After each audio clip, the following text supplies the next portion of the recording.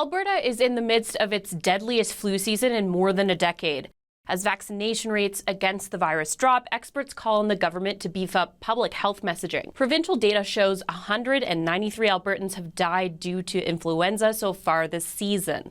It looks like we have now, once again, unfortunately set a record for the number of lives lost in the province. And this record, what's truly tragic, really only surpasses the record we set last year, which had really only surpassed the record the year before. So we're looking at 3 years now of continuously new high numbers of lives lost in the province of Alberta to influenza. While weekly influenza case numbers are dropping, usually hospitals see pressure from the flu ease up too, but not this year. There are still 172 people in hospital due to the virus, 9 of those cases in intensive care. Yeah, it's been a very unusual year. So we continue, even in towards the end of April, seeing patients present to hospital with influenza.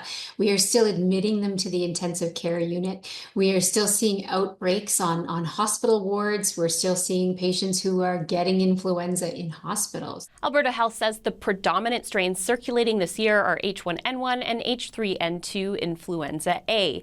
Adding H3N2 in particular is known to cause more severe illness in older adults. I know people think, well, it's the frail elderly who are getting influenza. It's not going to happen to me.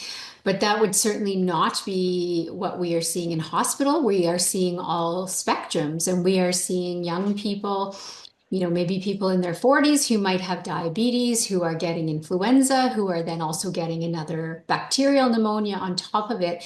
And unfortunately, they can still die. This season, 21% of Albertans have received a flu shot, the lowest uptake since the 2009-2010 season. I worry because many of these may be preventable deaths. If we do look back, data is available for the last 15 or so years publicly. The years where we had high vaccine uptake, we definitely saw reduced fatalities to influenza. And in years where vaccine rates dropped off, unfortunately, we did see upticks in hospitalizations and deaths. Past years, there had been very public campaigns about flu shot clinics opening. And unfortunately, in the last several years, those have been much more muted. And I don't think people are seeing the reminders. Likewise, over the last 5 or 10 years, the number of Albertans who don't have a family doctor to advocate or remind them every fall about their flu shot has grown. So it's multifactorial. But at the end of the day, we're not seeing vaccines deployed. And as a result, in the same seasons, we're seeing increased numbers of deaths. Alberta Health says there's been a decline in influenza vaccination rates across the country, not just in Alberta. The government says it shares messaging about vaccines via social media, and during the peak respiratory virus period, AHS takes the lead on seasonal campaigns with ads appearing across mediums like TV, radio, print, and more. Helen Pike, CBC News, Calgary.